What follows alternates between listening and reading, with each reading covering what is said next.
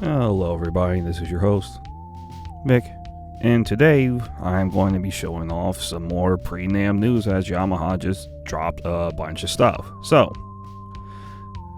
I am not going to be able to pick that up to show it. Anyways, the Yamaha is actually releasing a pretty cool new things. First off, they got their CC1 USB controller that can work with different DAWs, different assignable keys, and all little bits and all for $400 pretty much. And also works with the Elgato Stream Deck if you are a streamer. And next up, they are also releasing a little USB audio interface series. An audio face would be funny. And it's got actually decent amount of setup, if I can show the back here. Got a decent amount of ports. It seems to be like they're trying to get into that little, what's that one, Braid? The little scarlet space of smaller little setups here. And this one's going to come in right at $500, but there is other ones out there, like they're going to have an even smaller one at $400 too. And then finally, they're also going to start releasing a new style of mixer. This one in particular is going to be about $1,100, and it's the Yamaha MGX 16. Now, what's cool about this one is they have different ones besides this too.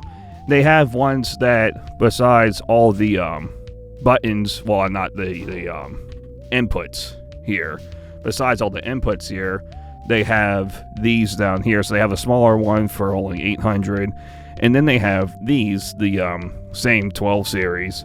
Even though the 12 is a smaller one, they have it for the 16 series. But this one, it's more expensive, even though it's just a 12, because it has a full HDMI audio-visual interface. So like this is altogether a sort of like streaming audio, all this mixer. So this is like audio-visual, while the last one is purely for audio.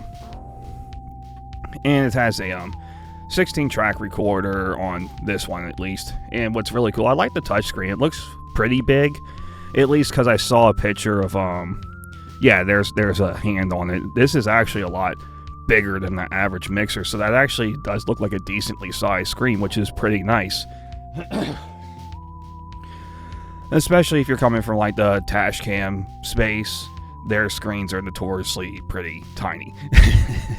So having this here is actually a very decently sized screen, and apparently is rack mountable. They have plenty of different little things on there, and you can also do 16-track recording to micro SD. That's pretty nice to finally have someone else get into the multi-track to SD space here, as it really isn't a lot out there. Like I know there's what's it called? There's the Zoom, there's the dash cam. I think the new Allen and Heaths do it, but to now have more multi-track to SD out there is really nice, because it has 16-track recording to micro SD with 2-channel playback. But new thing in the space here, and pretty nice to get some more options out there.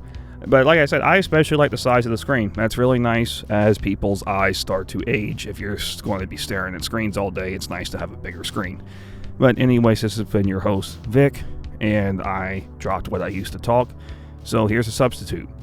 Thanks for watching. Bye.